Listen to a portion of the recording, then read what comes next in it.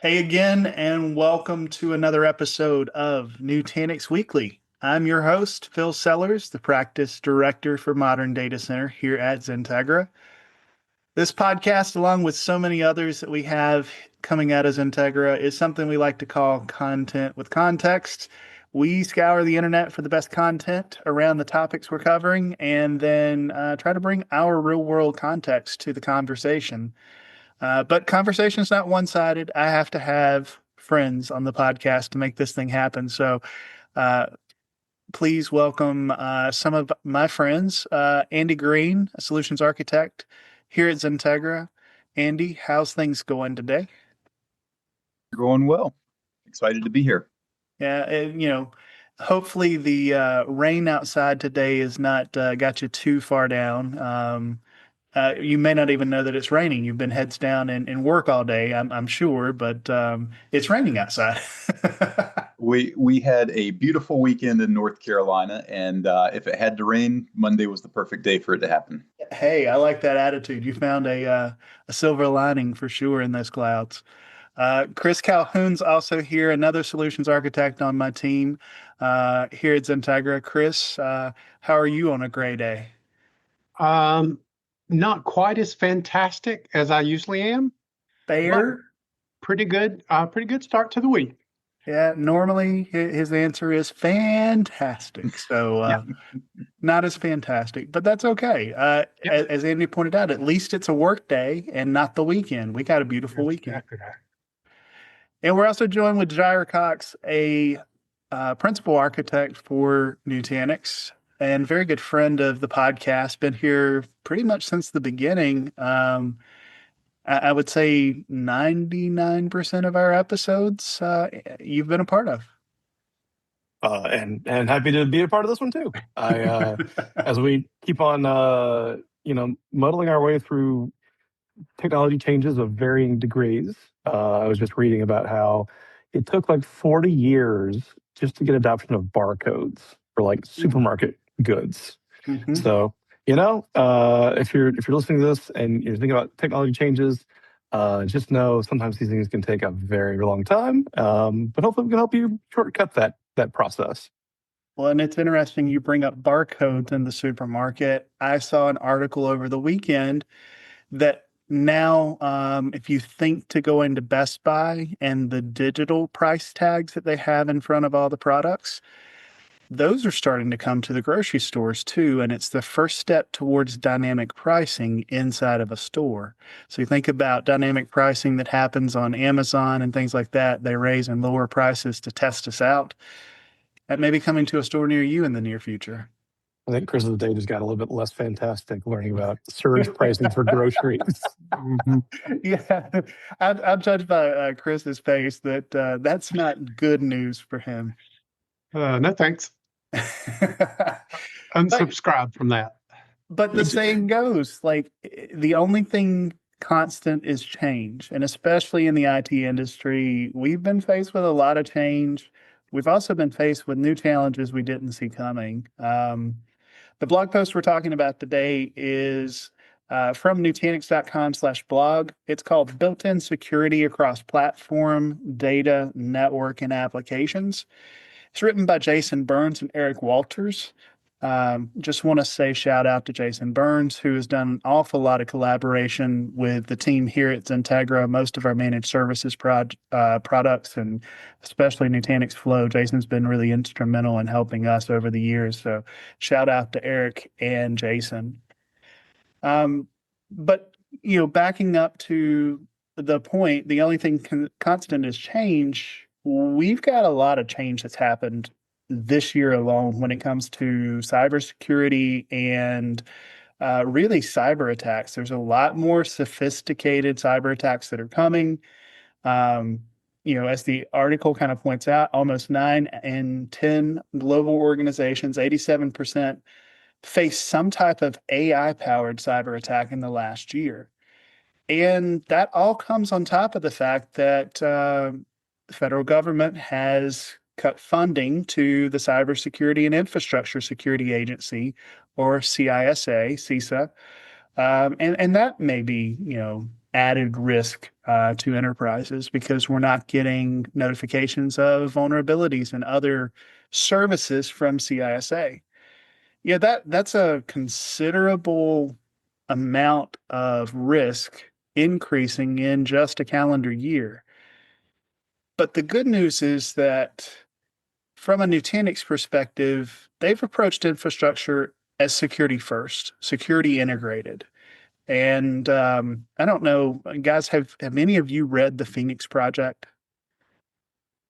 So, Jirah, I'll pose this question to you. This was required reading in my last job, and it's a book that I love because it tells a great story. But the cybersecurity guy in the Phoenix Project, he was basically the land of no, and his teammates didn't really care for him. Um, but what did he learn as kind of a principal learning during the course of the Phoenix Project?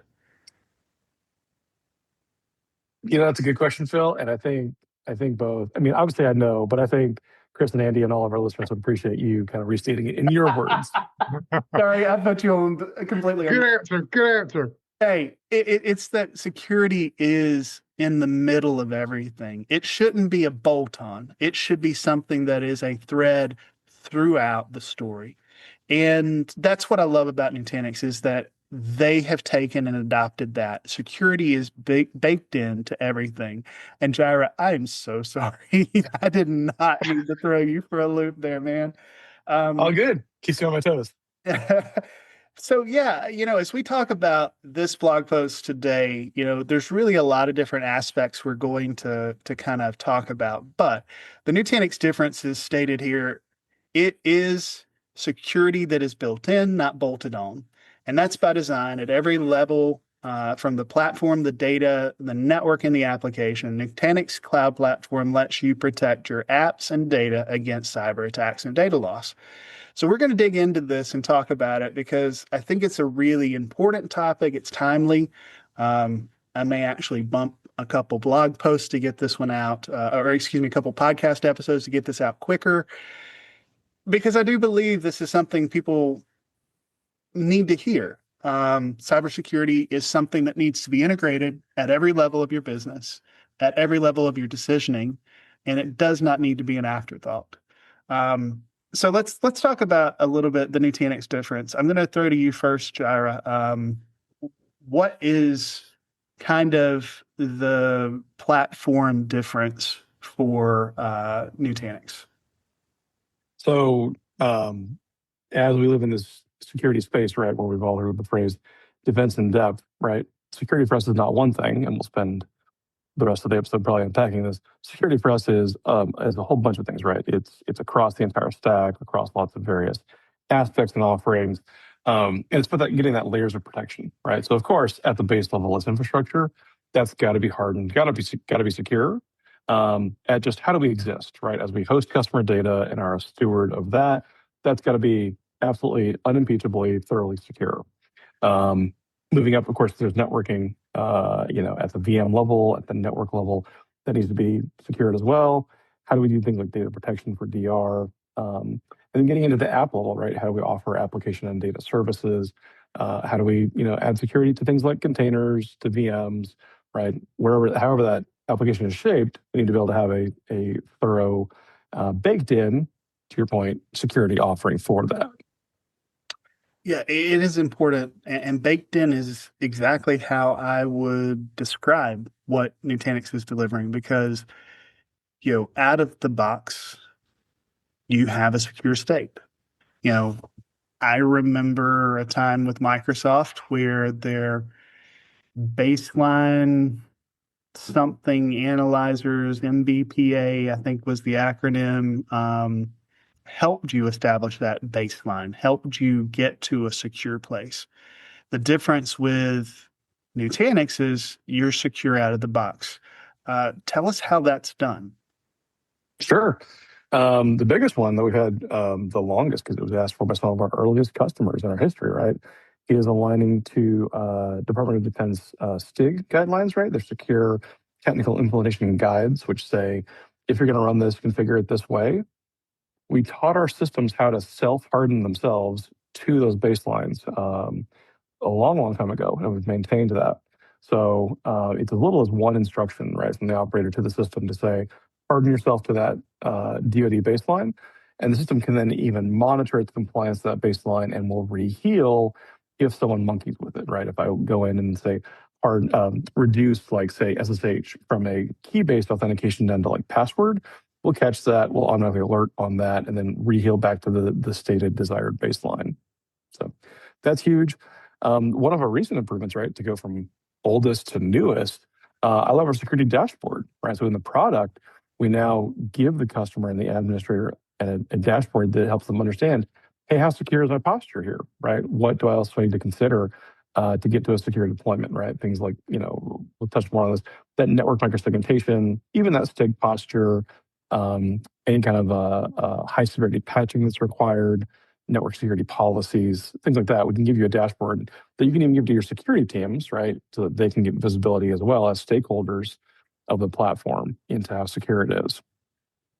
Obviously, zero trust, right? Commonly means starting with like network level microsegmentation, where we help out with how do we help wrap a firewall around a virtual machine so that we can actually enforce policy into and out of that virtual machine for what it can talk to.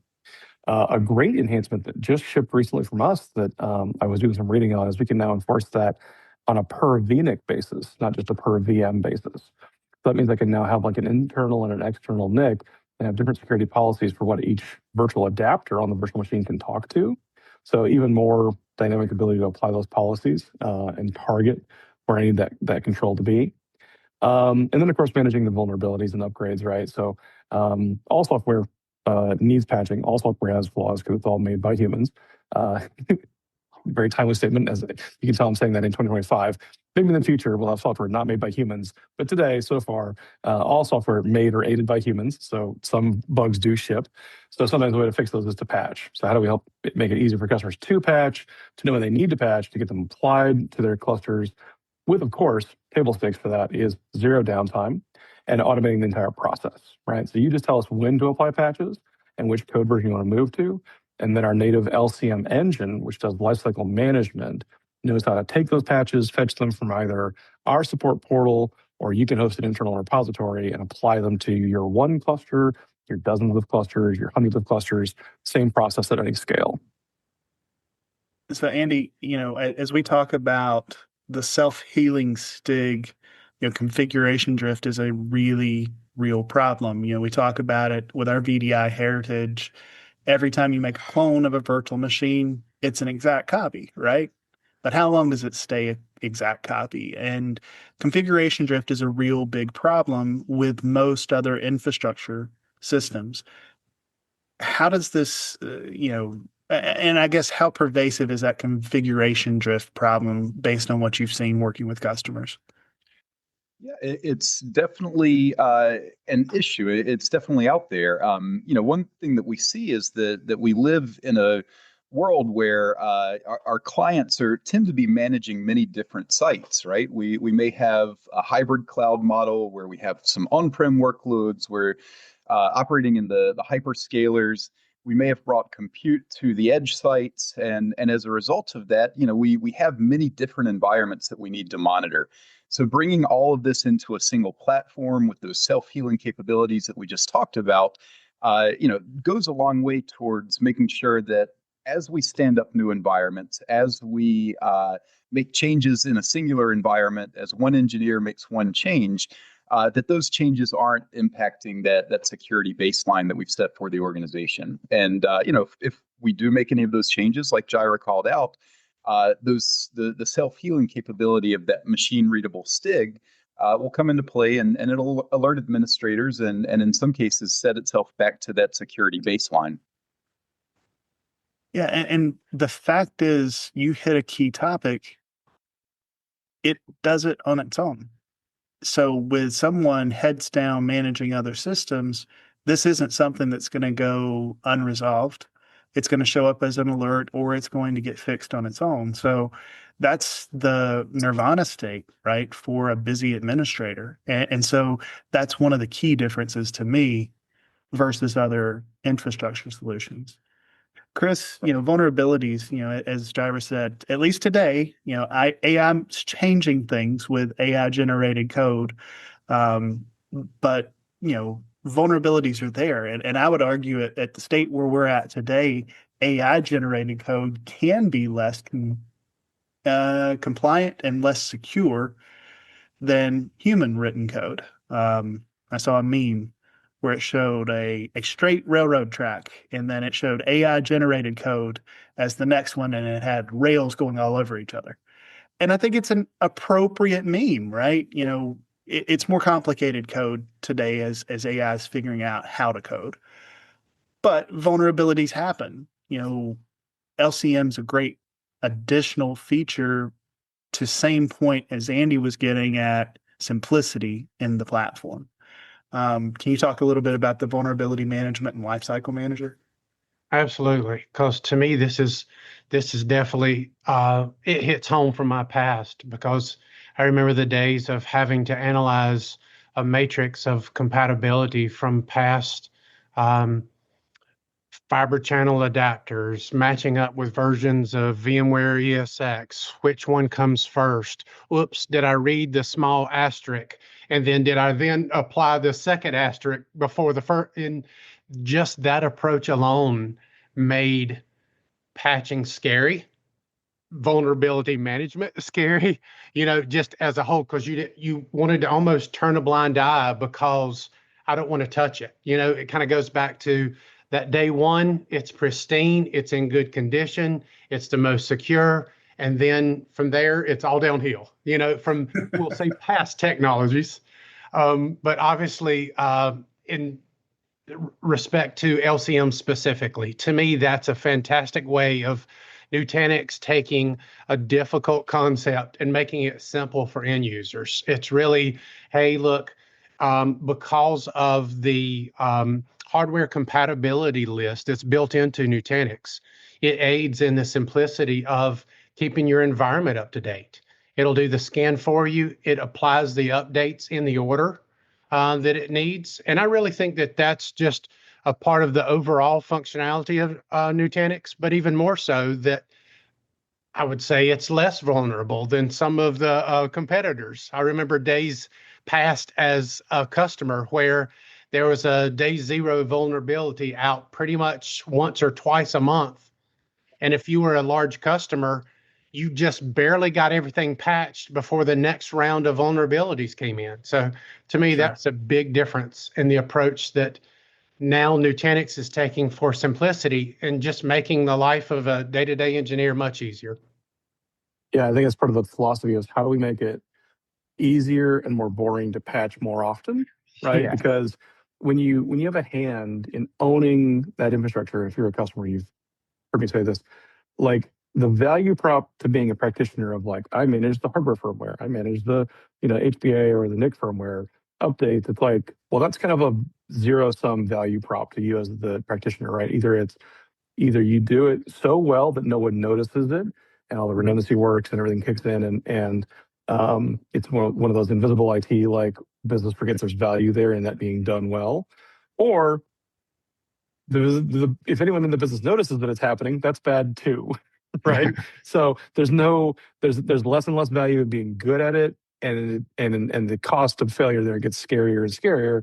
Therefore, that's the value in, look, we automate the entire thing. We know how to do it for the full stack. You just tell us how far to upgrade to, which version, and when to start.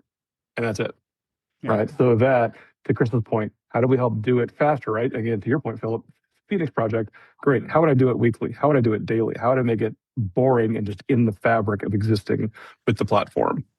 Yeah, safer. Safer is how I would sum that up, right? How do you do this in a way that it reduces risk within your organization?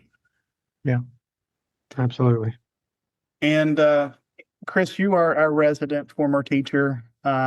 You've got some homework for everyone listening because this blog post is pretty special. It's got a lot of extras.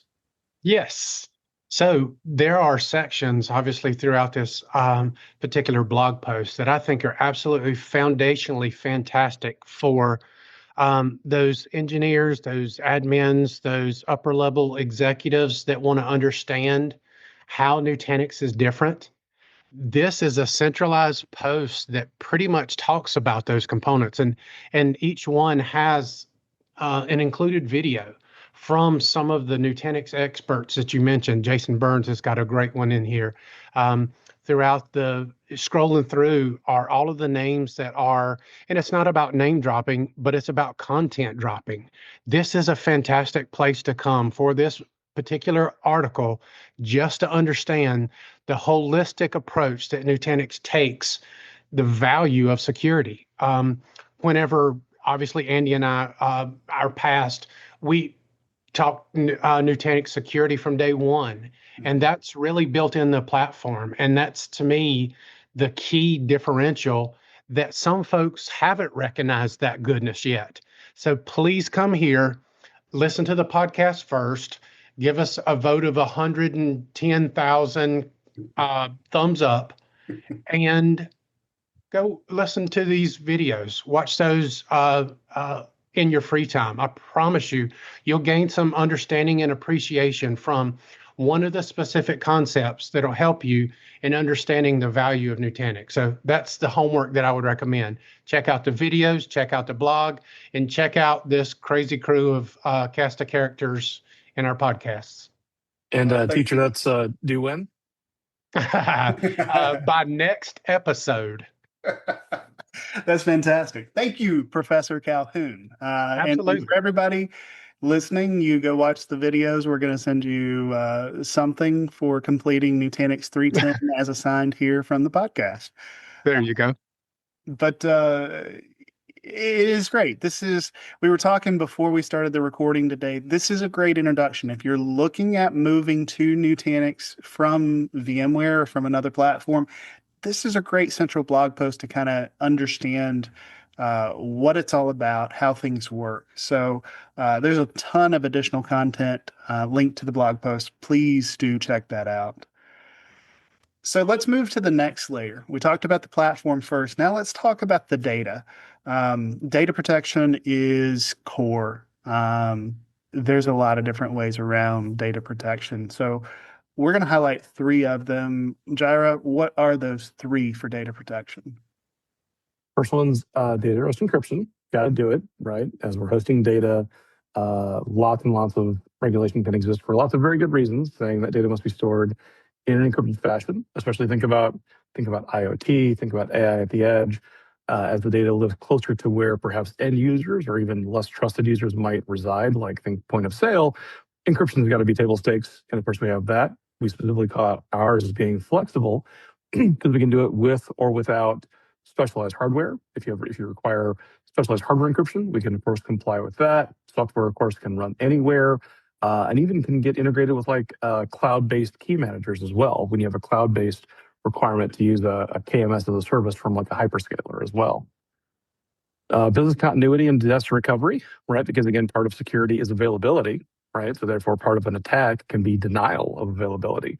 So then business continuity, disaster recovery, things like how do we replicate your data from location A to location B or location A to B and C, and how fast, right? So nightly, hourly, minutely, or even if you're close enough that laws of physics support it, even full synchronous replication as well.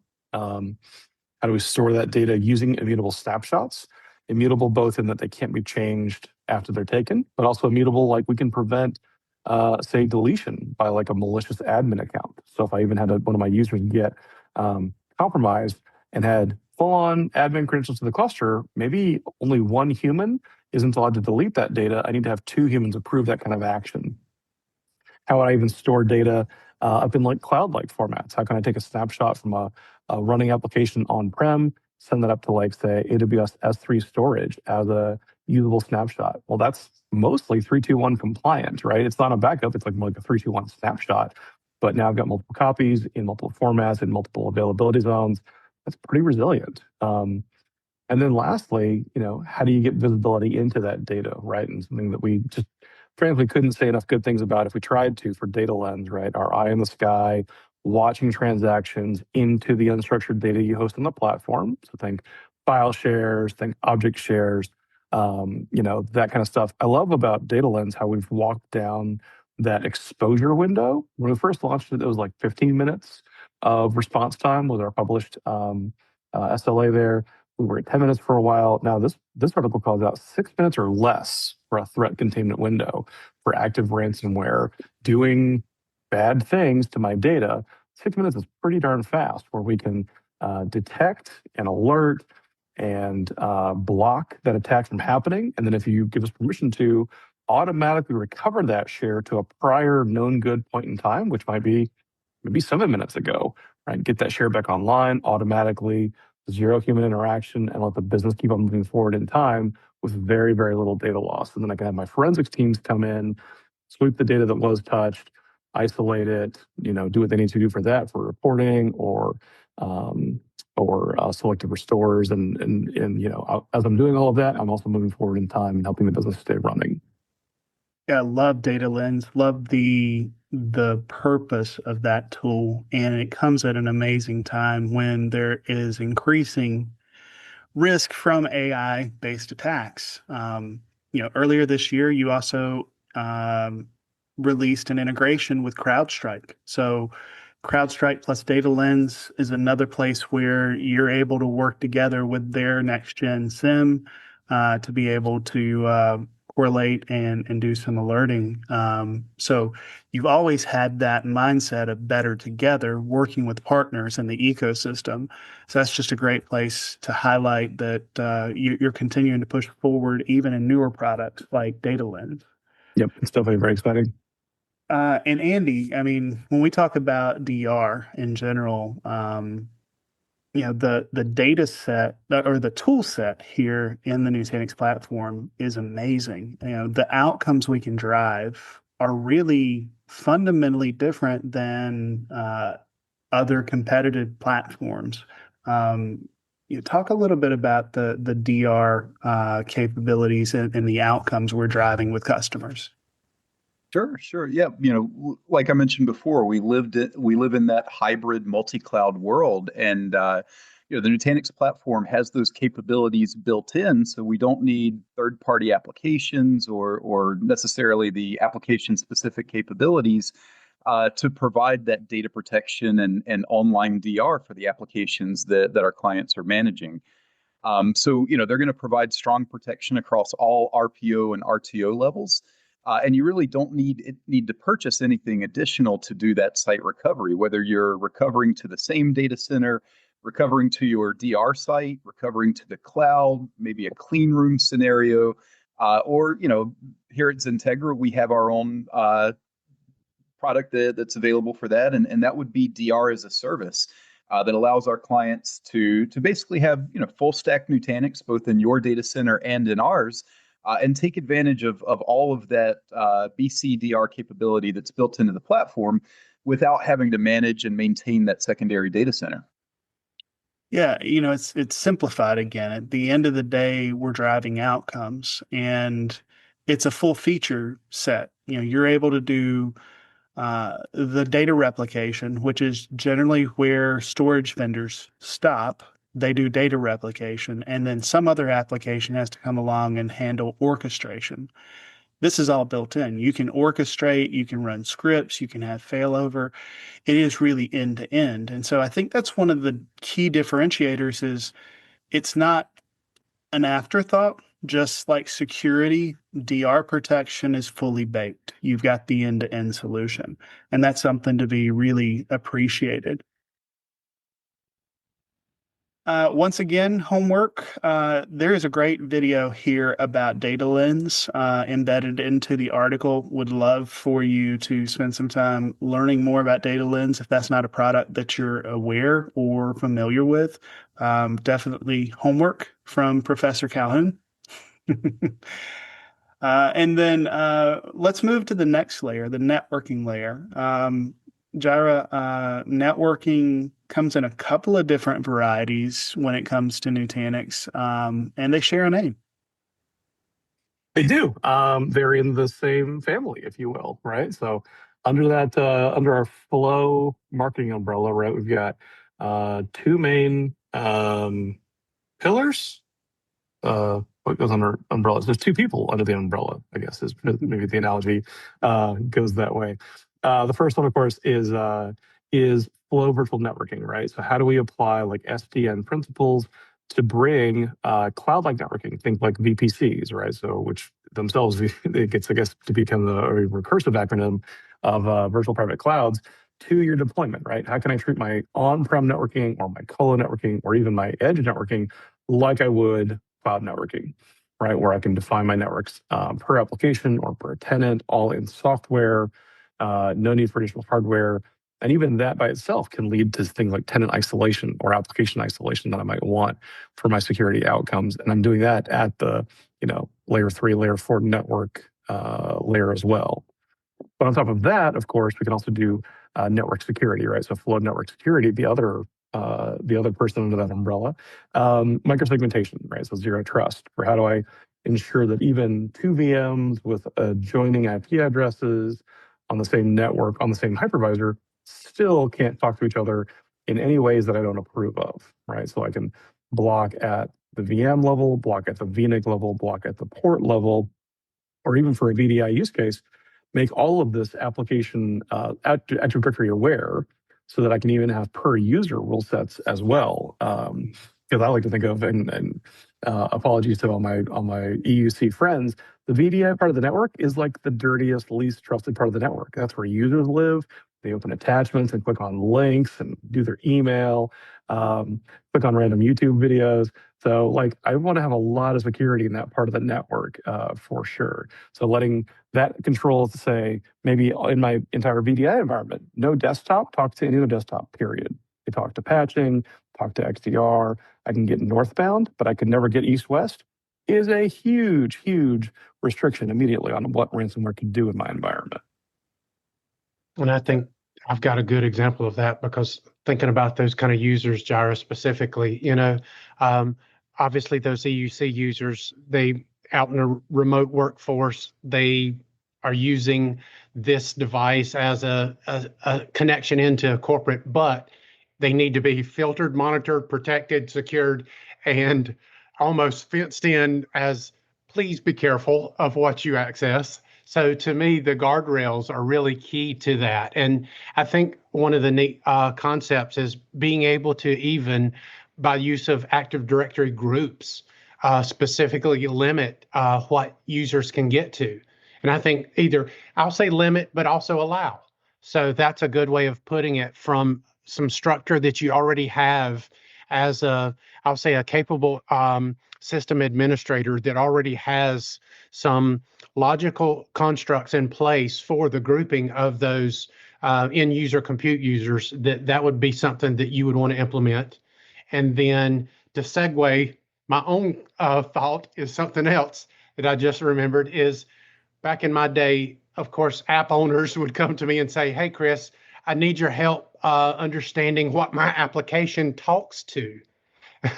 Believe it or not. And I was like, okay, you wrote the application, it's homemade script, so how do you not know?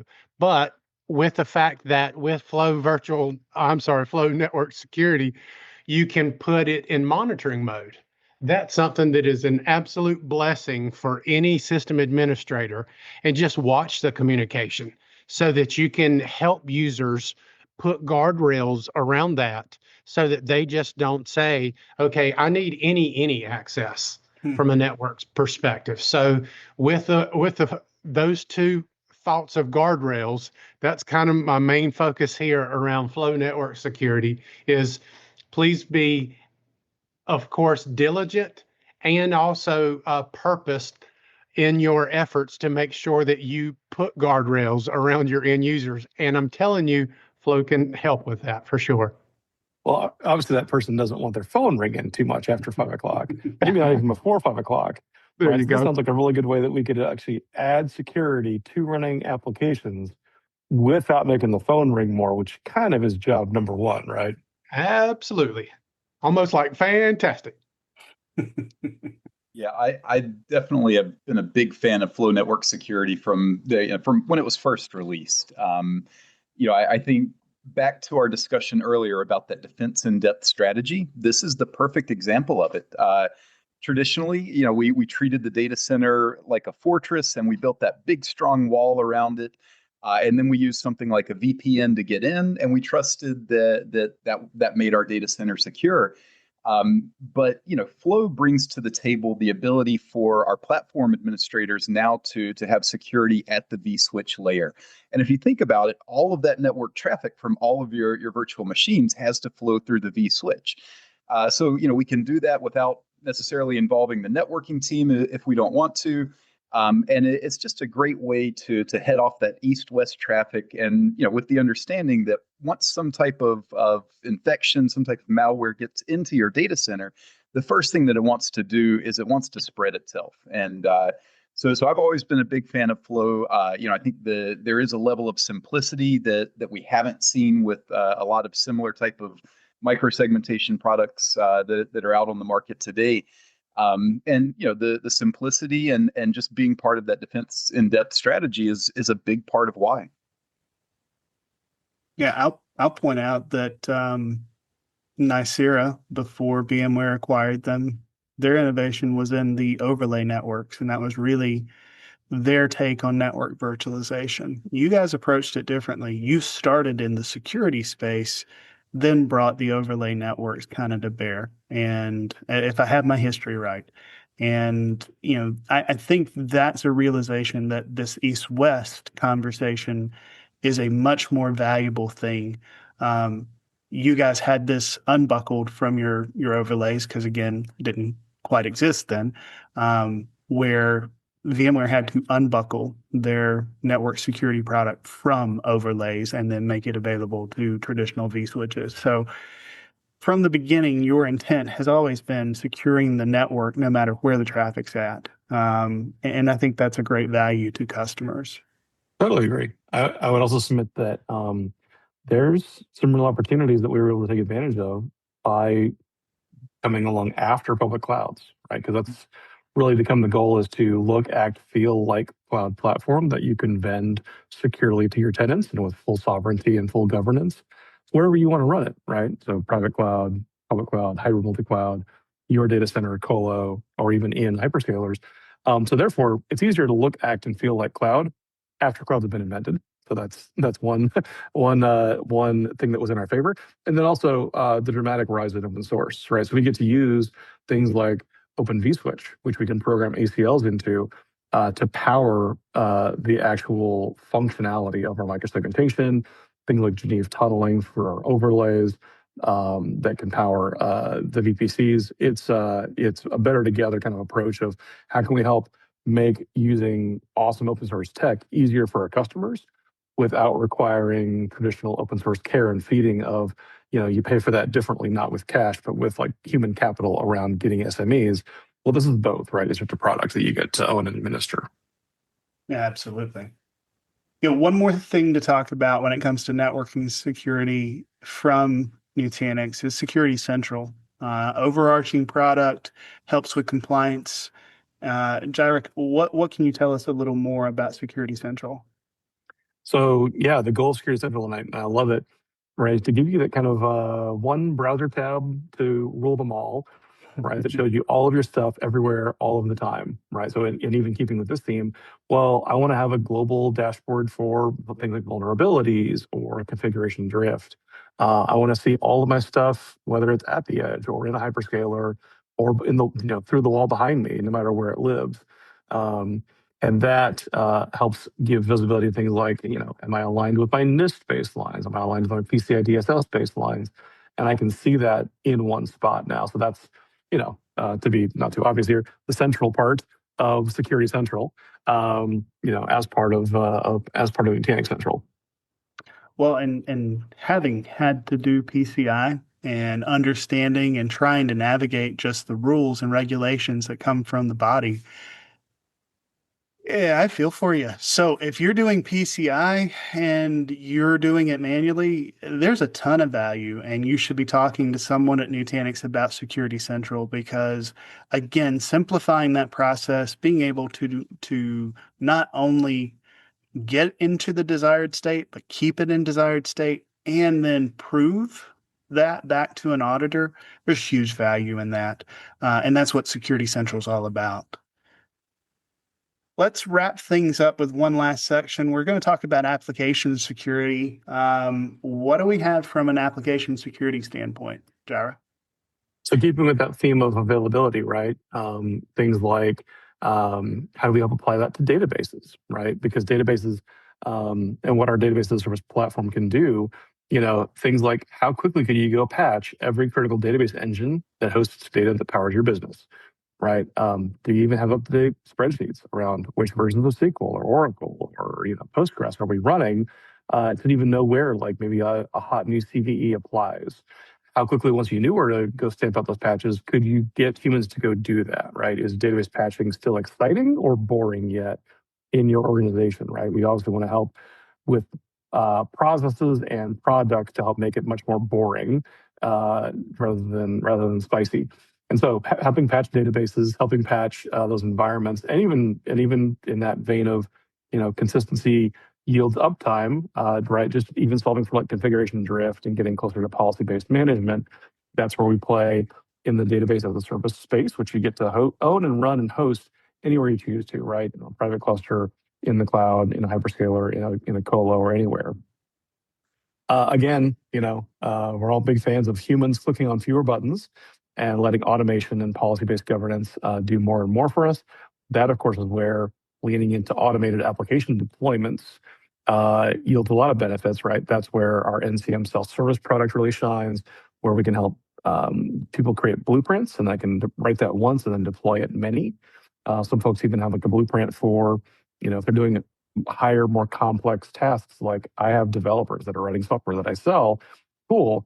Here's a blueprint to give a new developer on day one their own sandbox, right? Their own code repo, their own sandbox, their own maybe database fork, so they can get productive even sooner, right? Or if they break it all, I can redeploy that even faster.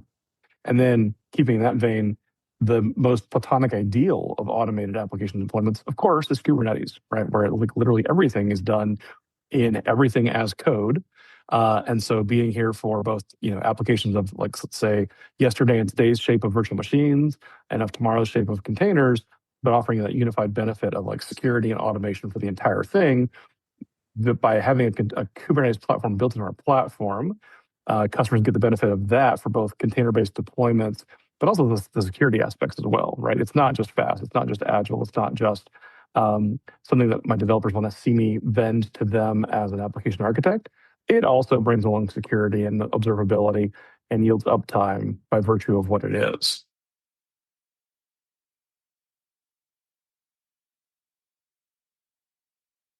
Yeah, the changes in the way that we use software, the way that we architect applications is a big part of, the conversation these days. I mean, supporting app developers and again, automation being a key point. You talked about it with Nutanix or NCM self-service, but also, the primary value of NKP is self-service too.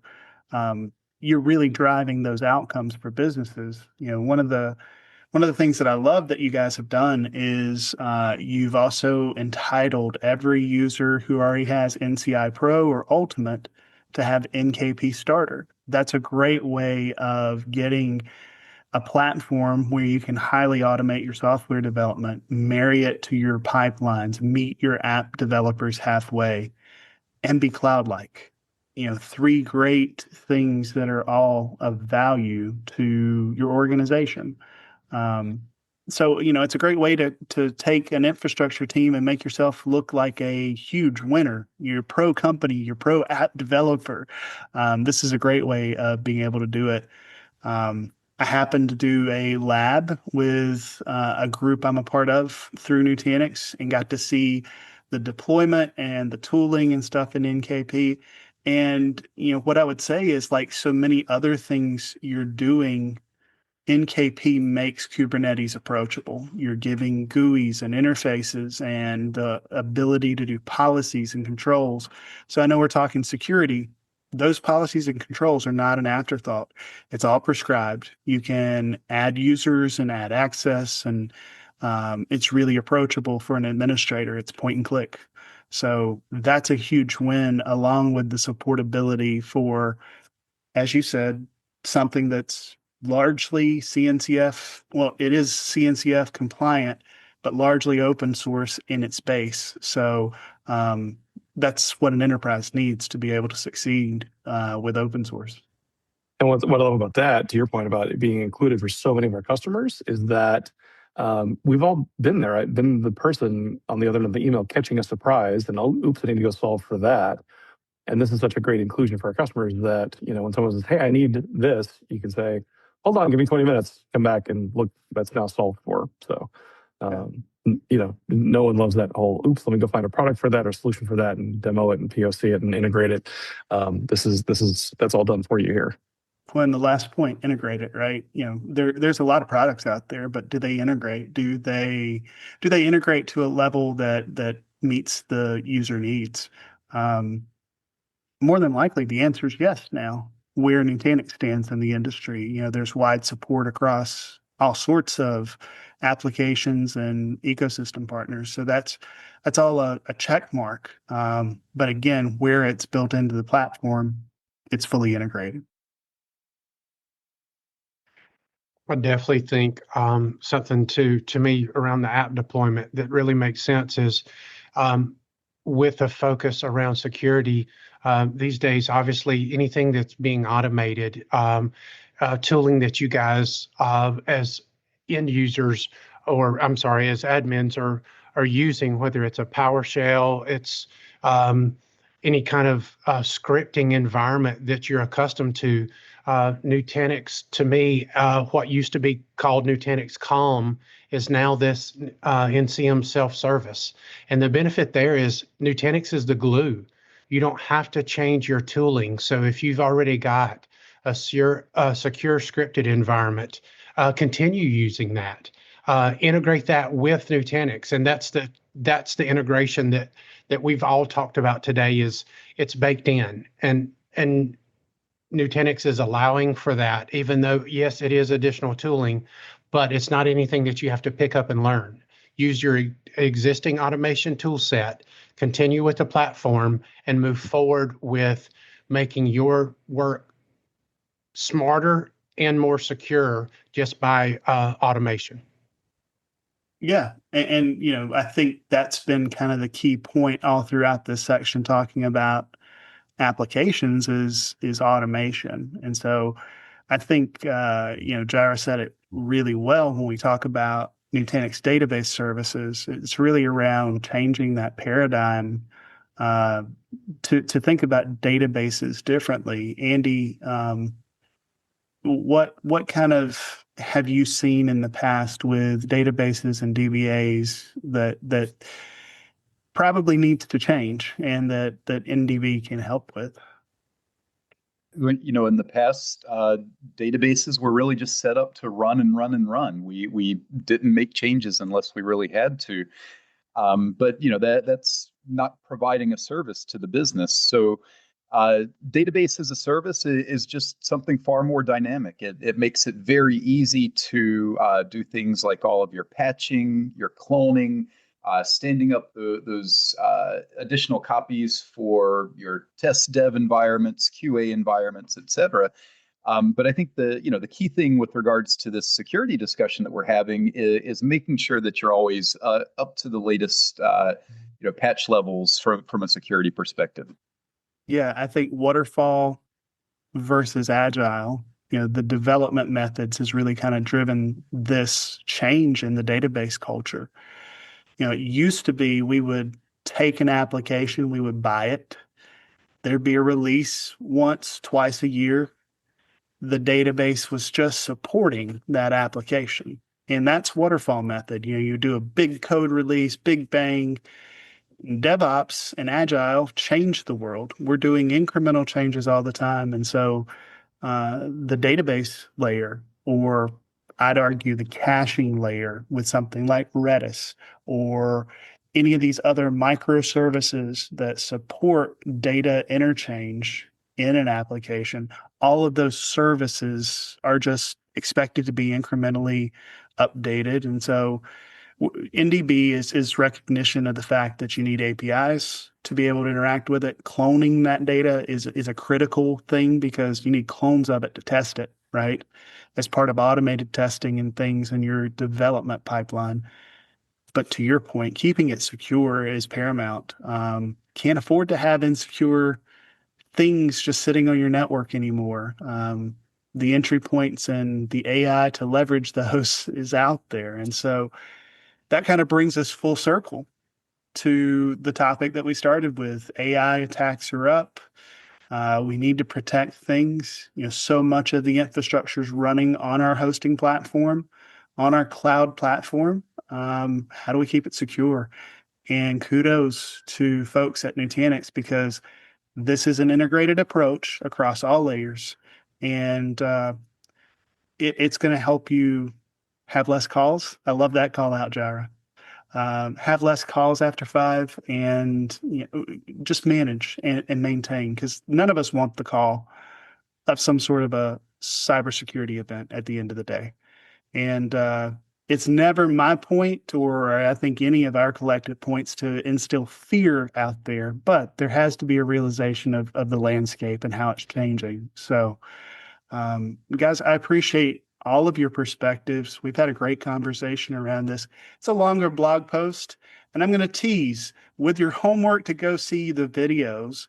There's also another section at the end that you can read for yourself, how Nutanix security stacks up against VMware.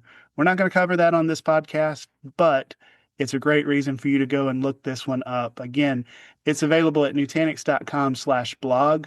The name of the blog post is Built-in Security Across Platform, Data, Network, and Applications. We covered all 4 of those major areas. Thank you, Jirah. Thank you, Chris. Thank you, Andy. Appreciate you having on the podcast with me today. And thank you for listening. We appreciate it. We know your time's valuable, and we hope to catch you on the next episode. Until then, have a great day.